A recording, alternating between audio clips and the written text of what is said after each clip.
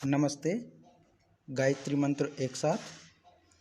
ओम भूर्भुवः स्वः तत्सवितुर्वरेण्यं भर्गो देवस्य धीमहि धियो यो नः प्रचोदयात्।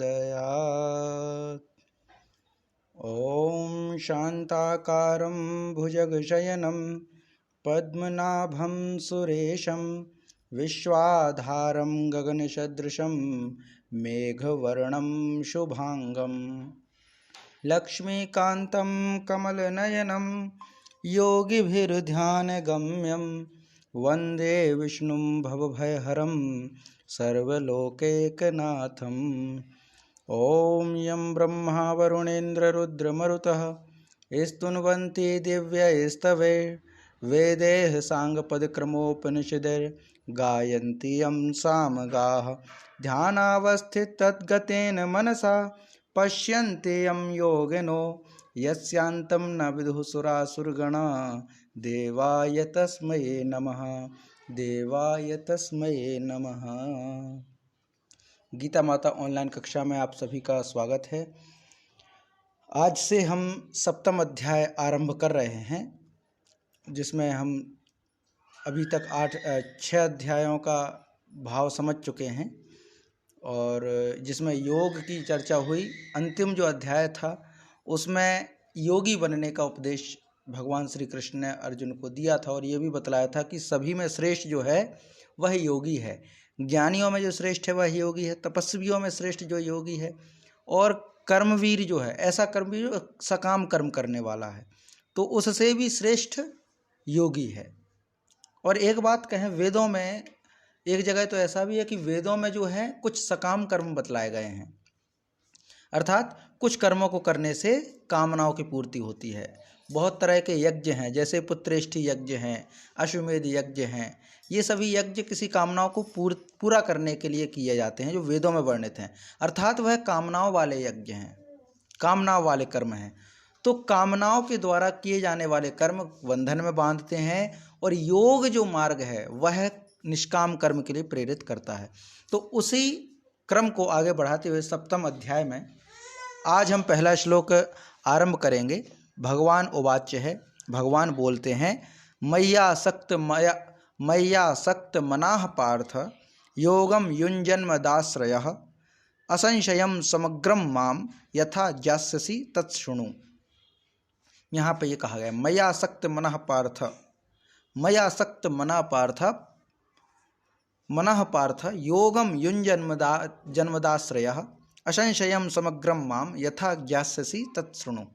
अर्थात हे पार्थ, मई आसक्त मनाः अर्थात मेरे से, आसक्त मनः अत्यंत आसक्त भाव से जो रहता है, मई अर्थात मेरे प्रति जो अनन्य आसक्ति भाव से मेरे ओर रहता है। और आगे एक और कहा, आश्रय, मद आश्रय माने मेरे आश्रय, मेरे आश्रय में जो रहता है। युंजन मद आश्रय, ये यहाँ पे संधि विच्छेद किया गया। युंजन मद आश्रय, मद अर्थात मेरे, आश्रय माने आश्रय की ओर, माने मेरे परायण, मेरे प्रति समर्पित होकर के, मेरा आश्रय बना करके, मेरा अविलंब बना करके जो भी व्यक्ति अनन्य भाव से माने मुझसे प्रेम करके, मुझ में आसक्त होकर के, मेरी ओर परायण करके योग में जो लगा हुआ है, योगम युंजन, युंजन माने जुड़ा हुआ है, युंजन माने लगा हुआ है, योगम युंजन योग में लगा हुआ है। कैसा व्यक्ति? जो मेरे प्रति आसक्त है और मेरे परायण है। तो वह व्यक्ति जो योग में लगा हुआ है, यथा अर्थात जिस प्रकार से, समग्रम माम असंशयम ज्ञास्यसि तत्शृणु, तो जिस प्रकार संपूर्ण विभूति बल ऐश्वर्य आदि गुणों से युक्त सबके आत्मस्वरूप मुझको संशय रहित होकर के जानेगा, उसको सुन।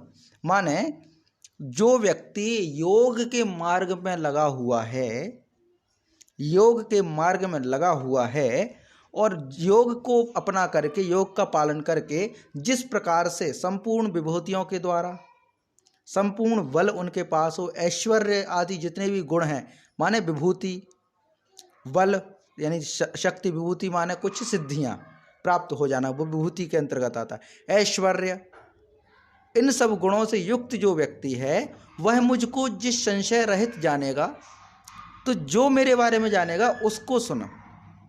माने योगी मेरे बारे में क्या क्या जानेगा, ऐसा योगी जो योग के मार्ग पर आगे बढ़ रहा है, ऐसा योगी जो मेरी ओर परायण होकर के मुझको प्राप्त करता है, ऐसा योगी जो मेरे प्रति आसक्त है, वह योगी योग में जुड़ करके जिस प्रकार से संपूर्ण विभूतियों से युक्त होकर के, बल शक्ति ऐश्वर्य से युक्त होकर के मुझको संशय से रहित होकर के जो जानता है, तो मुझको वह क्या जानेगा, वह तू सुन।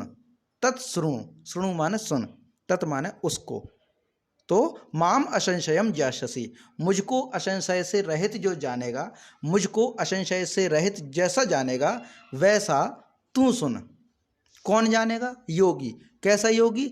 जो मुझ में अनन्य प्रेम से जुड़ा हुआ है, जो मेरे प्रति परायण है, मेरे और आकर के योग में लगा हुआ है, माने मुझको प्राप्त करने के योग में लगा हुआ है। तो अंत में जब वो मुझको संशय रहित जानेगा, संशय रहित जानना मतलब ऐसा जान लेना जिसमें कोई प्रकार का संशय ना हो, किसी प्रकार का कोई संदेह शेष ना रह जाए, तो संदेहों से रहित होकर के सब प्रकार के संदेह नष्ट हो जाएं, ऐसा जब वो मुझे जानेगा तो मेरे बारे में क्या जानेगा वो, उसको तू सुन। ये कहा है यहाँ पर, तत्श्रुणु, उसको सुनो। तो ये यहाँ पे हो जाएगा कि मय्या आसक्त मनः पार्थ योगम युंजन मदाश्रयः, युंजन मदाश्रयः असंशयम समग्रम माम यथा ज्ञास्यसि तत्श्रुणु। यथा ज्ञास्यसि, जैसा जानेगा वो, तत्श्रुणु, उसको सुन। माने भगवान श्री कृष्ण सरल शब्दों में कहें तो भगवान श्री कृष्ण अर्जुन को ऐसा कह रहे हैं कि देख अर्जुन, अभी तो तुम योग में प्राप्त नहीं हुए, तो योग में जब तुम प्रवृत्त नहीं हुए, योग को प्राप्त नहीं हुए, सिद्धि को प्राप्त नहीं हुए, तो तुम्हें तो वह रूप पता नहीं चलेगा जो योगी लोग देखते हैं। जो योगी मेरे अनन्य भक्त होकर के, मेरे परायण होकर के मेरे बारे में जो जानते हैं, वह तो तुम नहीं जान पाओगे, क्योंकि तुम तो अभी योग के मार्ग में आगे बढ़े नहीं हो। पर फिर भी मैं बतलाता हूं तुम्हें कि वह मेरे बारे में क्या जानेंगे। ये है, माने समग्र रूप का वर्णन सुनने के लिए अर्जुन के प्रति भगवान आज्ञा देते हैं कि अब मेरे समग्र रूप को सुन, मेरा क्या रूप है, योगी मेरे बारे में क्या जानता है। माने उस योगी को जो योग का अनुसरण करते हैं वो मुझे क्या क्या जानते हैं, मेरे बारे में कितना ज्ञान हो जाता, और ज्ञान भी अधूरा नहीं, क्योंकि अधूरा ज्ञान संशय सहित होता है, और जिसके बारे में हम संपूर्ण जान जाएं तो फिर वो ज्ञान असंशय हो जाता है, संशय से रहित हो जाता है। तो असंशय से होकर के, माने संशय रहित होकर के मेरे बारे में जो जान जाएगा वो क्या जानेगा, वो सुन। तत्श्रुणु, उसको सुनो। तो इसका अर्थ यहीं पे होगा कि मय्या आसक्त मनः पार्थ योगम युंजन मदाश्रयः असंशयम समग्रम माम यथा ज्ञास्यसि तत्श्रुणु। यथा ज्ञास्यसि तत्श्रुणु। तो मय्या आसक्त मनः पार्थ, मय्या आसक्त मनः पार्थ योगम युंजन मदाश्रयः असंशयम समग्रम माम, असंशयम समग्रम माम यथा ज्ञास्यसि तच्छृणु, यथा ज्ञास्यसि तच्छृणु। ये पहला हो गया जी। इसका पाठ कीजिए वीणा माता जी।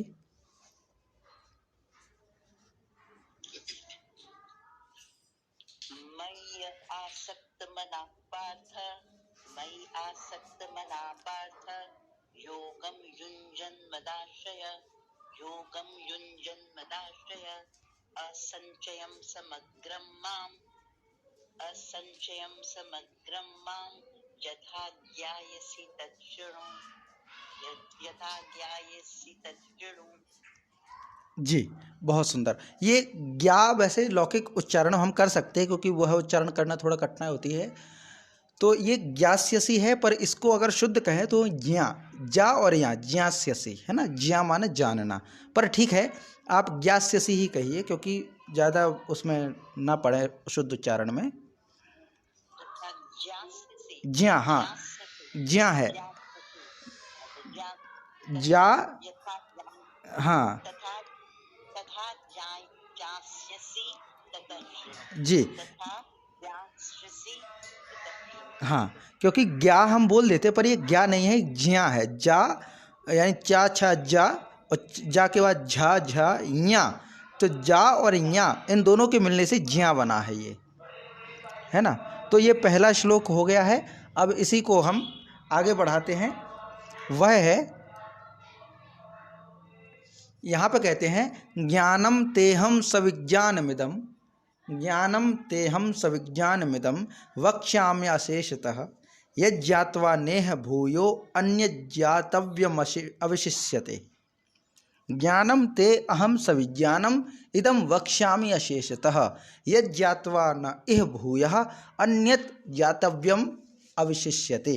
ये पूरा है। तो अब इसमें क्या कहते हैं, अहम माने मैं, ते तेरे लिए, ते माने तुझे, अहम यानी मैं, तेरे लिए, ते, इदम सविज्ञानम इस विज्ञान सहित, ज्ञानम ज्ञान तत्व को, तत्व ज्ञान को, अशेषतः वक्ष्यामि संपूर्ण कहूँगा, कुछ भी शेष नहीं छोड़ूंगा, शेष ना रह जाए, उसी को कहते अशेष।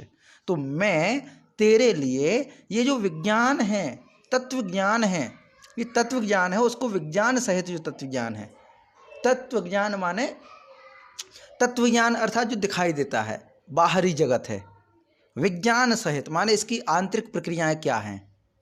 ये सृष्टि दिखाई देती है, ये वृक्ष दिखाई देते हैं, ये फल दिखाई देते हैं, लेकिन इनका आपस में संबंध क्या है, ये सब पूर्णतया संपूर्णतया कहूँगा, पूरी तरह से मैं कहूँगा।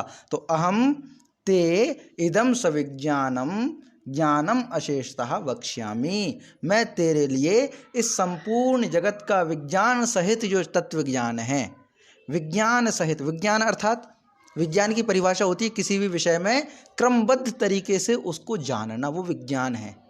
क्रमबद्ध तरीके से एक विशेष सिस्टम के साथ किसी को जानना, सिस्टेमेटिक वे में किसी को पूरा जान लेना ही विज्ञान है।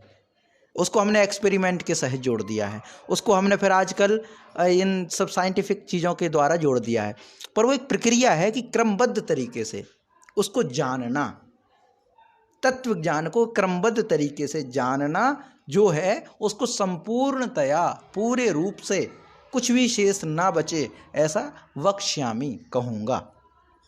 फिर आगे इससे क्या होगा, तो आगे कहते हैं यद माने जिसको, ज्ञात्वा ज्ञान करके, इह भूयः संसार में, भूयः माने फिर से, अन्यत ज्ञातव्यम अन्य कुछ भी जानने योग न अवशिष्यते, शेष नहीं रह जाता।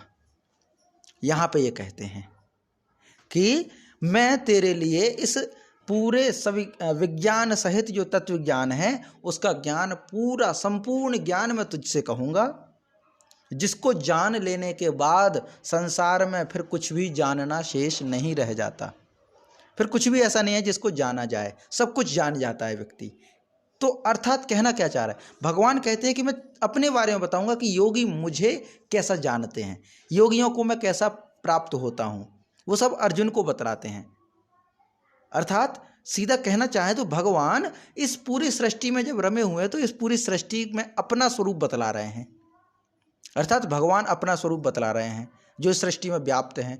तो जब भगवान को जान जाएंगे तो फिर कुछ भी इस संसार में जानने को शेष नहीं रह जाएगा। जैसे अगर कोई व्यक्ति स्वर्ण को जानता हो, सोना को जानता हो, गोल्ड, उसको जान ले तो सभी गोल्ड से बने हुए आभूषणों को जान जाता है। अगर कोई व्यक्ति चांदी को जानता हो तो चांदी से बने हुए सभी बर्तन, सभी आभूषण सबको जान जाएगा। अगर कोई व्यक्ति मिट्टी को जानता हो तो मिट्टी से बने हुए सभी बर्तनों को जानता है। उसी प्रकार अगर कोई व्यक्ति ब्रह्म तत्व को जानता हो तो ब्रह्म तत्व से निर्मित इस पूरे संसार को जान जाएगा। तो भगवान श्री कृष्ण अर्जुन को यही कहते हैं कि तुम मुझे जान जाओ, मैं तुम्हें अपने बारे में बतलाता हूँ, और जब मुझे जान जाओगे तो संसार में कुछ भी जानना शेष नहीं रह जाएगा। अहम ते इदम सविज्ञानम ज्ञानम अशेषतः वक्ष्यामि यत ज्ञात्वा, जिसको जान करके, इह भूयः अन्यत, इस संसार में फिर, अन्यत ज्ञातव्यम, कुछ अन्य जानने को, न अवशिष्यते, शेष नहीं रह जाता। अर्थात भगवान को जान लेने के बाद इस संसार में कुछ भी नहीं है फिर, क्योंकि संसार की जो सृष्टि हुई है, हम कहते हैं ना कि जो भी पदार्थ हैं वो छोटे छोटे अणुओं से मिल करके बने हैं। अणु भी छोटे छोटे परमाणुओं से मिल करके बने हैं, लेकिन परमाणु किससे मिल करके बना है? परमाणु से छोटा क्या है? क्यों? क्योंकि पत्थर का परमाणु, सोने का परमाणु, जल का परमाणु अलग अलग है, वायु का परमाणु अलग है, लेकिन वो एक ऐसी चीज है, वो सिर्फ ब्रह्म ही है, वो सिर्फ सत्य ही है जो परमाणु से भी छोटा है, जिससे परमाणु बना है। परमाणु के पीछे की जो कारण है, परमाणु क्यों है, उसका कारण वह ईश्वर है, वह सत्य है, वह ब्रह्म है, जिसको जानना अगर संभव हो, अगर जिसको जान जाए तो उसके बाद संपूर्ण सृष्टि को हम जान जाते हैं। और ना सिर्फ सृष्टि को जान जाते हैं, जब ब्रह्म को ही जान जाएंगे, उस अंतिम कारण को ही जान जाएंगे, तो फिर शेष क्या रहा? तीनों कालों को जान जाए, क्योंकि काल भी उसी से निर्मित है। सभी लोकों को जान जाएं, क्योंकि लोक भी उसी के द्वारा निर्मित हैं। तो यही कहना चाहते हैं कि मुझको योगी क्या जानते हैं वह मैं तुझे बतलाता हूँ, और मैं तेरे लिए विज्ञान सहित तत्व ज्ञान जो कुछ है, अशेषतः कुछ भी शेष ना रह जाए, वह सब कुछ मैं तुझसे कहूँगा, जिसको जान करके संसार में फिर कुछ भी जानना शेष नहीं रह जाता। माने अर्जुन को इतना कह देते कि तुम मेरे बारे में जानो, और मुझको अगर तुम जान गए तो फिर कुछ भी तुम्हें बाहर जानना शेष नहीं है। ये है, और शायद 7वें अध्याय का नाम ही है ज्ञान विज्ञान अध्याय, योग, ज्ञान और विज्ञान का ज्ञान कराते इसमें। तो ये दूसरा श्लोक हो जाएगा कि ज्ञानम तेहम सविज्ञानम मिदम वक्ष्याम्यशेषतः। अब ये संधि हो गई है, सविज्ञानमिदम है ना, क्योंकि सविज्ञानम यहाँ पर रुकना है। तो ज्ञानम तेहम सविज्ञानम मिदम वक्ष्याम्यशेषतः यज्ञात्वा नेह भूयो अन्यज्ञातमवशिष्यते, अन्यज्ञातमवशिष्यते। ज्ञानं तेहं सविज्ञानं मिदं वक्ष्याम्यशेषतः यज्ञात्वा नेह भूयो अन्यज्ञातव्यमवशिष्यते, अन्यज्ञातमवशिष्यते, अन्यज्ञातव्यमवशिष्यते, ज्ञातव्यम है ना, ज्ञातव्यम अवशिष्यते, ये हो जाएगा जी। इसका पाठ कीजिए आदरणीय प्रमोद जी।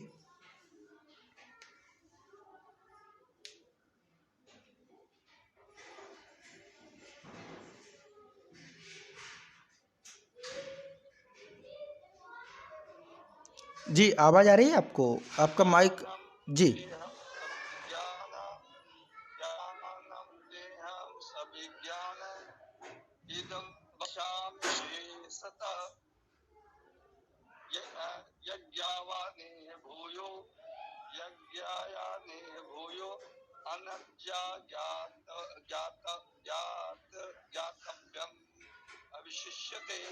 जी नीचे टुकड़े दिए हुए शब्द से वहां से भी पढ़ सकते हैं।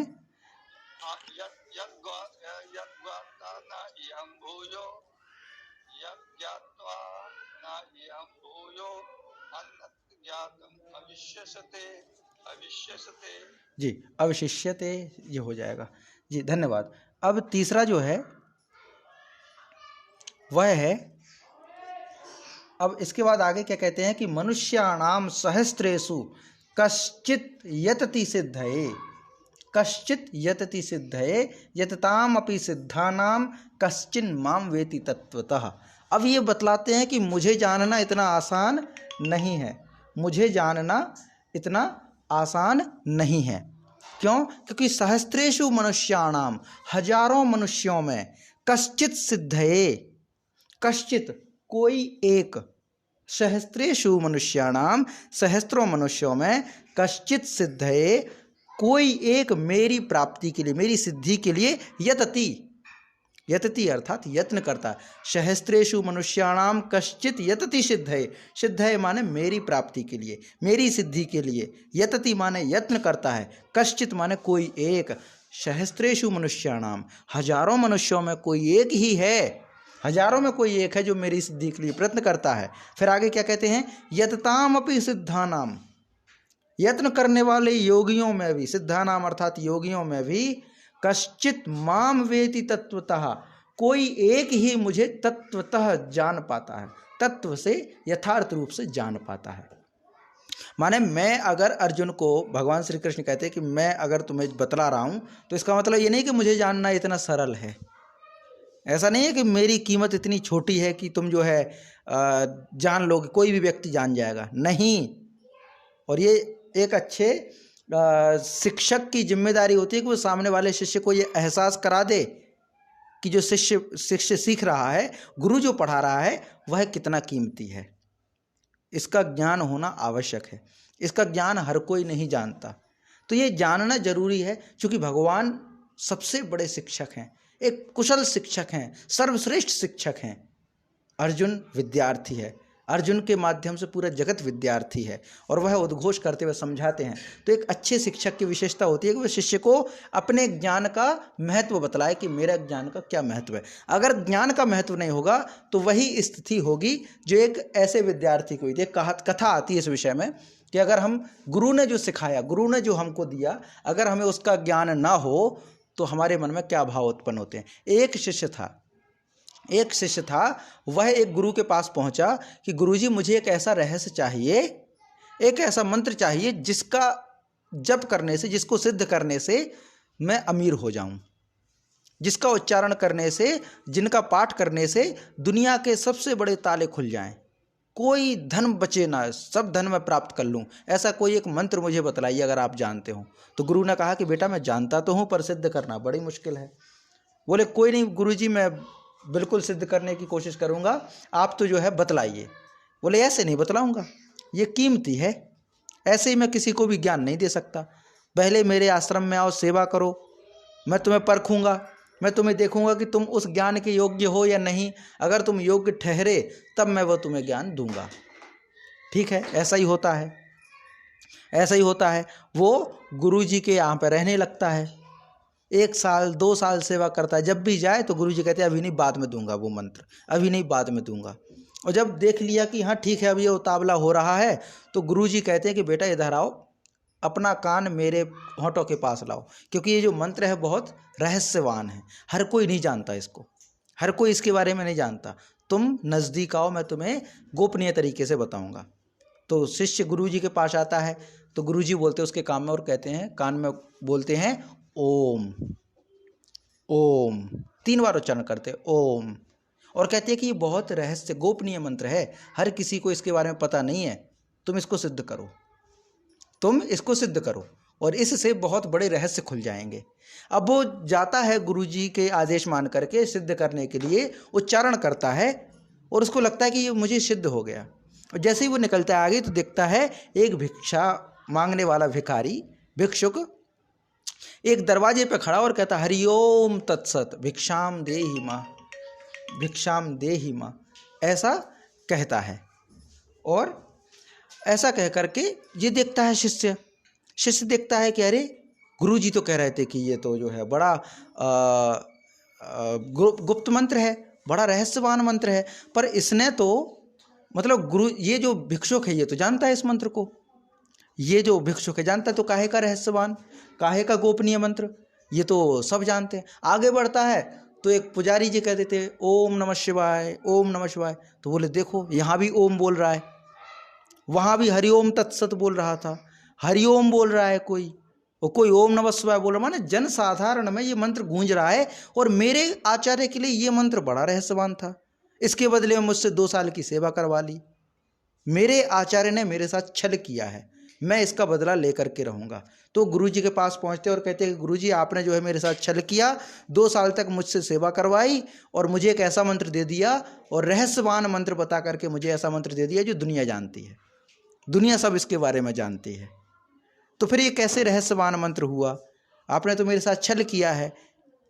तो गुरुजी कुछ जवाब दिए बिना उसको कहते हैं कि बेटा एक छोटा सा पत्थर है, इसको तुम ले जाओ, पूरे समाज में पूरी दुकानों के पास जाना, इसकी वास्तविक कीमत जान के आना, पर बेचना मत, इसको बेचना नहीं है, बस कीमत जान के आना है, कीमत जानना है। ऐसा सोच करके, ऐसा बोल करके गुरुजी उसको कहते कि जाओ। तो शिष्य जो है जाता है, सब्जी वाले के पास जाता है, एक पत्थर लेकर के, साधारण सा पत्थर रहता है, तो जाता है कि मैं इसको बेचना चाहता हूँ, इसकी कीमत क्या होगी। तो वो सब्जी वाला कहता है, बोले भाई मेरे ये पत्थर किस काम का, हाँ इतना ज़रूर है कि ये मेरे 1 किलो के जो बाट होता है, वेट है 1 किलो के बराबर है, तो इसके बदले में तुम चाहो तो कुछ सब्जी ले लो, ब्रह्मचारी हो, सब्जी ले जाओ, इस पत्थर के बदले में इससे ज़्यादा कुछ नहीं दे सकता। तो कहता है नहीं नहीं मुझे नहीं बेचना, मैं तो कीमत मतलब मैं नहीं बेचूंगा इतने सस्ते में, ऐसा बोल करके निकल जाता है। क्योंकि बेचना तो नहीं था, सिर्फ कीमत जाननी थी। आगे जाते हैं वो कपड़े वाले के पास, तो कपड़ा वाला कहता है भाई मैं पत्थर का क्या करूंगा, मुझे तो पता नहीं, तो कूड़ा करकट है, कोई उपयोग नहीं है इसका, रख दिया है, हटाओ, मैं नहीं रखता इसको। ऐसे ही आता है वो किराने के पास, तो किराने वाला भी भगा देता है, ब्राह्मण हो हम कुछ दे देंगे, दान कर देंगे, पत्थर क्या, मजाक क्या करते हो, पत्थर से मैं क्या करूंगा। अंत में भटकते हुए वो जाता है एक जौहरी के पास, जिसको रत्नों की ज्ञान होता है, समझ होती है, उनके पास जाता है।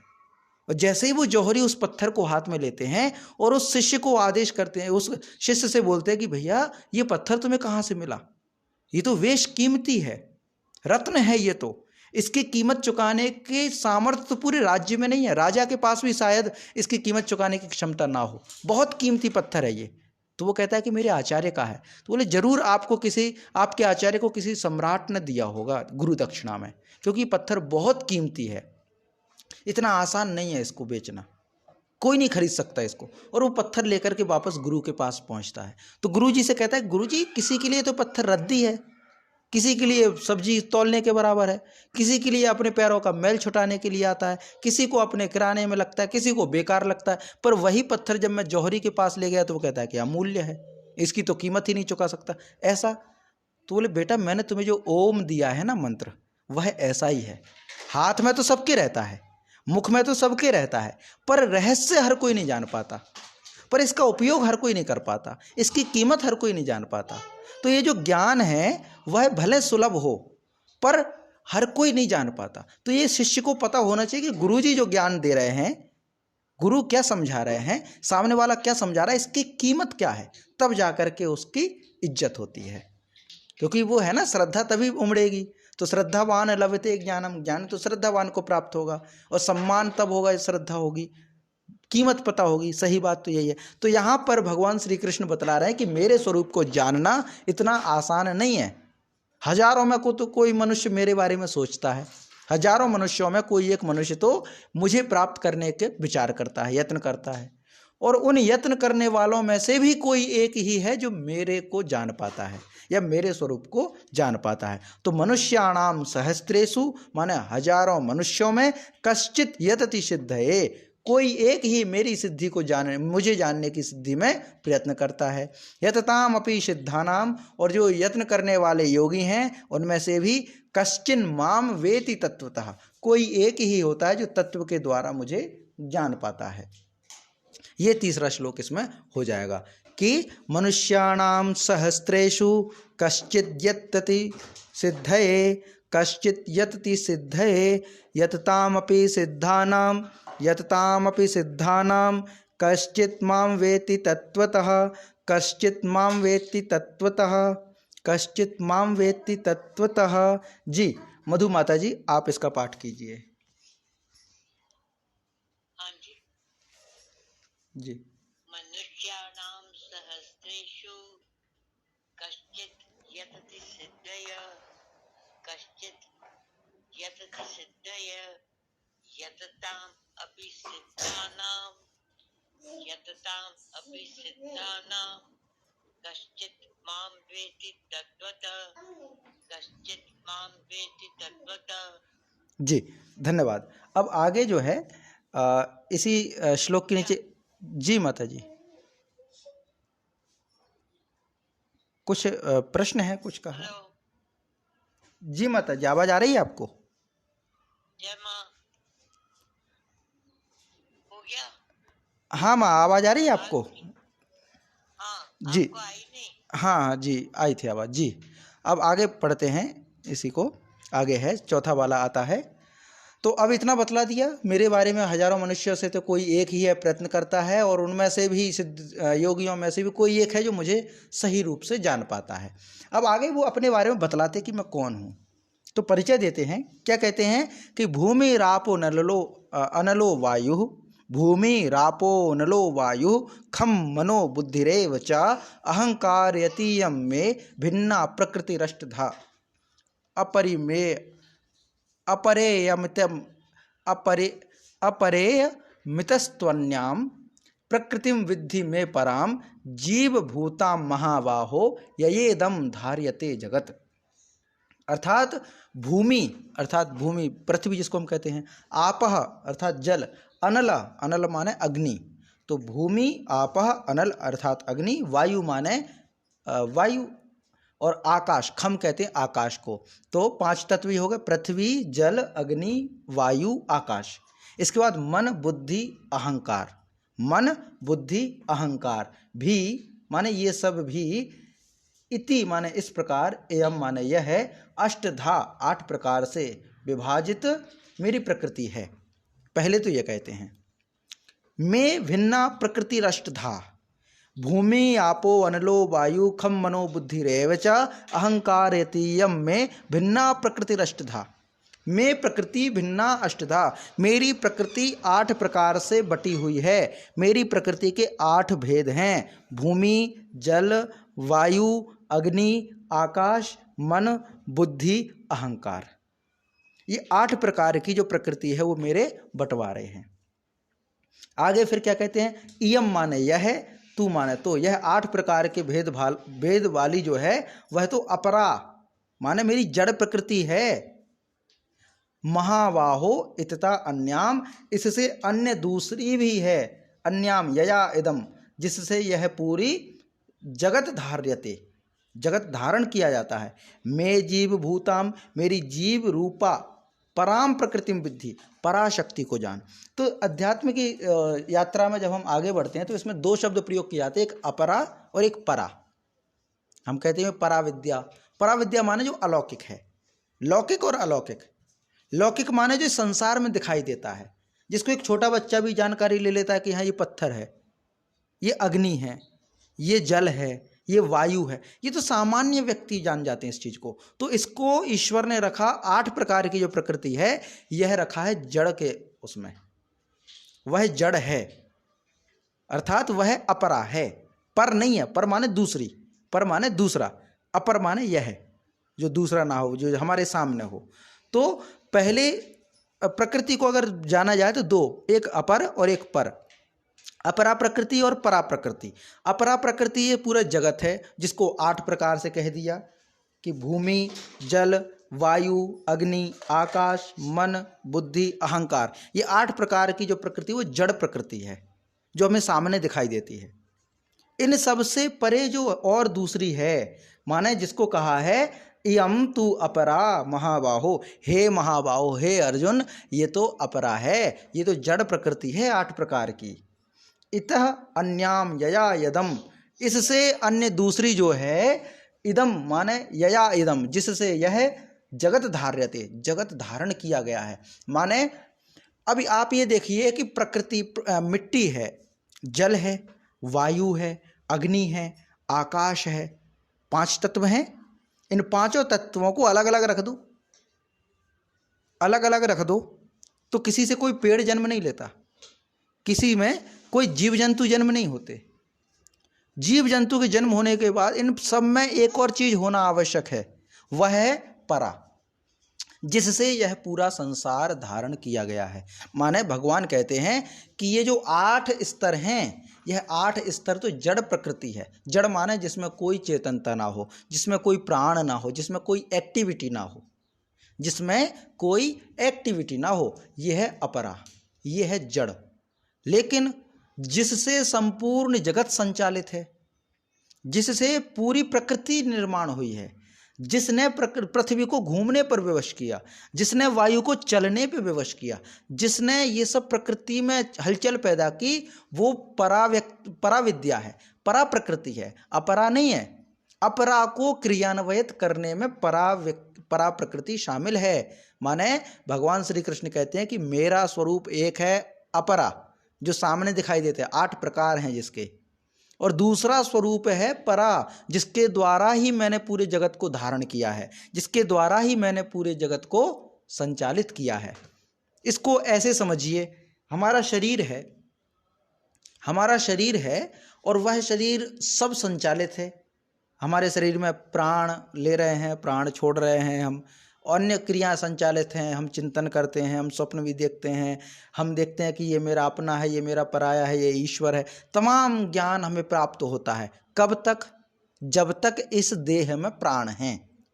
एक बार प्राण निकल जाए तो दुनिया के किसी भी जड़ प्रकृति में ताकत नहीं है कि इस प्राण के बिना इस देह को संचालित कर सके, नहीं है ताकत। एक जीवित मनुष्य सालों तक जीवित रहता है, जिंदा रहता है, कोई दिक्कत नहीं है। लेकिन जब से ये परा प्रकृति अलग होती है, ईश्वर की परा प्रकृति अलग होते ही उसमें बदबू आने लगती है, उसका नष्ट होने लगता है। माने ये जो अपरा व्यक्ति, अपरा प्रकृति है, इसकी कोई क्षमता नहीं है। आवश्यक है वो ठीक है, पर इसकी कोई विशेष क्षमता नहीं है। ये तो सामान्य व्यक्ति भी जान जाता है, पर अपरा विद्या है, उससे ही मैंने जगत को धारण किया है। अपरेयम इति त्वस्त्वन्याम प्रकृतिम विद्धि में पराम। ये तो अपरा है, अपरा के अन्य जो है, जो मेरी प्रकृति है, उसको जान, वह है अपरा। अब वह है परा। अपरा तो जान ली, अब परा को जानो। जीव भूताम महाबाहो यदि ययेदम धार्यते जगत। जो जीव रूपा है, जीव रूपा माने चेतनता है, जिसमें चेतना है, जिसमें प्राण है, उस प्रकृति को जान जिसके द्वारा ये पूरा जगत धारण किया हुआ है, जिसके द्वारा मैंने पूरे जगत को धारण किया है। ये पूरा यहाँ पर आता है, शामिल होता है, जिसमें दोनों श्लोक एक साथ हैं कि भूमिरापो नलो वायु, भूमिरापो नलो वायु। नलो बोला है ना, भूमिरापो नलो, आ यहाँ पे हटाया, क्योंकि अगर ऐसे कहेंगे भूमिरापो अनलो वायु तो तोड़ना पड़ता है, टूटता है यहाँ पे। तो एक साथ क्रम बनता है कि भूमिरापो नलो वायु खम मनो बुद्धिरेव च अहंकार इति यम में भिन्ना प्रकृतिरष्टधा अपरेयमितस्त्वन्याम अपरेयमितस्त्वन्याम प्रकृतिम विद्धि में पराम। जीवभूतां महाबाहो जीवभूतां महाबाहो ययेदं धार्यते जगत् ययेदं धार्यते जगत् भूमिरापो नलो वायुः खम मनो बुद्धिरेव च अहंकार यति यम में भिन्ना प्रकृतिरष्टधा अपरेयमितस्त्वन्याम प्रकृतिम विद्धि में पराम। जीवभूतां महाबाहो ययेदं धार्यते जगत् ययेदं धार्यते जगत्। जी, ये 5 श्लोक हो गए हैं जी। इसका अभ्यास कीजिए, पाठ कीजिए। वीणा माता जी आप कीजिए एक का, चौथे का, 5वें का करेंगे ये आदरणीय प्रमोद जी। भूमिरापो नलो वायु भूमिरापो नलो वायु खम मनो बुद्धिरेव च खम मनो बुद्धिरेव च अहंकारा इति यम में अहंकारा इति यम में भिन्ना प्रकृति अष्टधा भिन्ना प्रकृति अष्टधा भिन्ना प्रकृति अष्टधा। जी आदरणीय प्रमोद जी आप इसका कीजिए। अपरे अपरेयमितम अस्त्वान्याम अपरेयमितम अपरेयमित अस्त्वान्याम प्रकृतिम विद्धि में पराम। जीवभूतां महाबाहो ययेदं धारे जगत् जीवभूतं महाबाहो ययेदं धारे जगत्। जी धन्यवाद। तो ये 5वां पूरा इसमें होता है जी। मधु माता जी आपने हैंड रेज किया है। हाँ गुरुजी, ये जरा लौकिक और अलौकिक आपने बोला था, परा और अपरा के जी कॉन्सेप्ट में। जी परा और अपरा जी। कौन सी और अलौकिक कौन सी? अलौकिक, हाँ अपरा जो है वो लौकिक है। अपरा माने जो लौकिक, लौकिक माने इस लोक में दिखाई देने वाला, प्रकृति लोक, पृथ्वी लोक में दिखाई दे, वो तो है लौकिक। माने अपरा, जिसको सामान्य व्यक्ति भी, जड़ बुद्धि वाला भी आसानी से देख सकता है ना। और दूसरी है अपरा। अपरा क्यों कहा? क्योंकि वो इस लोक की नहीं है, वह इस लोक की नहीं, वह अन्य लोक की है, इसलिए उसको अलौकिक कहा। जो इस लोक का ना है वो अलौकिक है, या वह परा है। पर माने होता है दूसरे लोक का हो, जो माने जो चेतना की बात है। भाई ये प्रकृति जो हमें दिखाई देती है, घर दिखाई दे रहे हैं, पेड़ दिखाई दे रहे हैं, या ये जो कुछ भी दिखाई देता है संसार, पहाड़ है, पत्थर हैं, ये पृथ्वी के द्वारा ही निर्मित हैं। लेकिन प्राण प्रकृति पृथ्वी द्वारा नहीं बनाए गए। चेतना जो है वो पृथ्वी द्वारा नहीं बनाई गई, वो ईश्वर की है। इसीलिए उसको हमने परा कहा। एक दूसरा परा विद्या का एक दूसरे अर्थ में भी प्रयोग होता है कि जिसको हम चमत्कार कहते हैं ना, चमत्कार परा विद्या के अंतर्गत आता है। कुछ होती हैं अपरा विद्याएं। अपरा विद्याएं तो बहुत सारी प्रचलित हैं, जैसे हम संगीत है, ये विद्याएं हैं, कलाएं हैं, है ना। या फिर हम ये शिक्षाएं कह लीजिए, घर बनाने की शिक्षा है, या अन्न पकाने की है, या चिकित्सा की है। ये जिसको दुनिया चमत्कार नहीं मानती, वो लौकिक है, और जिसको दुनिया चमत्कार मानने लगे वो अलौकिक है। जैसे अभी उदाहरण है बागेश्वर महाराज का, उनको कहते हैं अलौकिक शक्तियां हैं, दिव्य शक्तियां हैं। दिव्य शक्तियां अर्थात वो इस प्रकृति में, इस पृथ्वी में जन सामान्य को नहीं है कि हम सामने वाले के मन की बात बता दें, उसके भूत भविष्य वर्तमान को बतला दें। ये सामान्य व्यक्ति की नहीं है, ये इस पृथ्वी पे नहीं चलती। तो हम कहते हैं कि वो अपरा है, वो चेतना है, वो ईश्वरीय कृपा है, तो वो श्रेणी में रखा गया अलौकिक। जी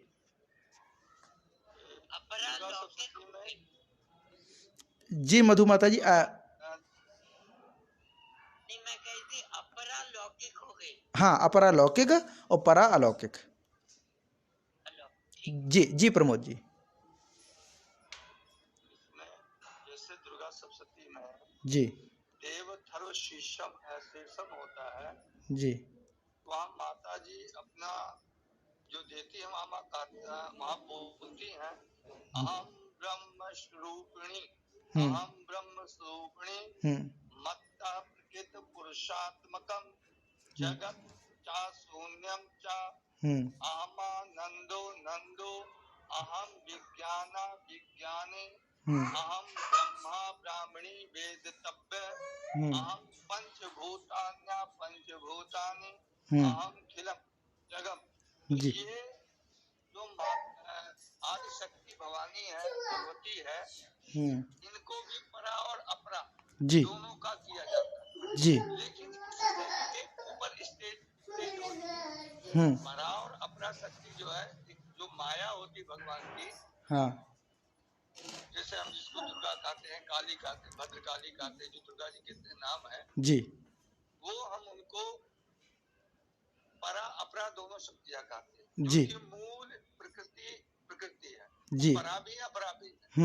लेकिन जो क्योंकि वो ब्रह्म रूपिणी है, लेकिन जैसे राधा जी हो गई, सीता जी हो गई, ये आह्लाद सूपणी जी, इनमें मतलब सीता राम जी में या कृष्ण और राधा में जी, यहाँ भिन्नता भेद खत्म हो जाता है। तो प्राण जो प्राण है, तो आपको मातंग कथा देंगे जी, तो जो प्राण है ना, जो आदमी जीवात्मा में जो प्राण आता है जी, और इसमें योग मार्ग में आप जाते हैं तो जो वायु के उसमें है कम, वो पांच वायु इसके हैं और 5 उपवायु जी। तो इसमें अब जब आप तत्व रूप से जब जाएंगे तो इसमें आप देखेंगे जी कि जो ब्रह्म है जी, आप उसको राम कह लीजिए, कृष्ण कह लो, सीता राम कह लो या राधा कृष्ण कह लो जी, ये जो चेतना आती है ना, चेतना जी, प्राण तो आ जाता, प्राण तो ब्रह्मा जी का काम है जी, वो जीवात्मा आती तो वहीं से, लेकिन डिस्ट्रीब्यूशन का काम ब्रह्मा जी का है जी, लेकिन उसको संचालित करने का काम जो चेतना का काम है वो परब्रह्म परमेश्वर श्री कृष्ण या सीता राम जी से ही आता है जी। तो परा अपरा में भी थोड़ा सा जो गुण भेद है। तो गीता जी के हिसाब से ठीक है, आप एकदम सही बता रहे हैं जी, लेकिन अगर इसके ऊपर भी जाना है तो फिर ये भेद हो जाता है जी। बिल्कुल बिल्कुल होगा, वो बिल्कुल उसको स्वीकार करते हैं। तो अभी यहाँ पे तो परा अपरा का जो समझ में आता है वो यही है कि माने जो 8 प्रकार का जो वो अपरा और जो अन्य जो प्राणभूत है वो परा के अंतर्गत है जी। तो आज जो है हम इसको यहीं तक रखेंगे, 5 श्लोक हो गए हैं, 6वां श्लोक से हम कल अभ्यास आरंभ करेंगे। शांति पाठ करते हैं, कोई प्रश्न हो, कोई जिज्ञासा तो अभी कर सकते हैं, बाकी फिर शांति पाठ जी। ठीक है, शांति पाठ करते हैं। ओम सहनाववतु सहनौ भुनक्तु सह वीर्यं करवावहै तेजस्वनावधीतमस्तु मा विद्विषावहै। ओम शांति शांति शांति। सभी को नमस्ते।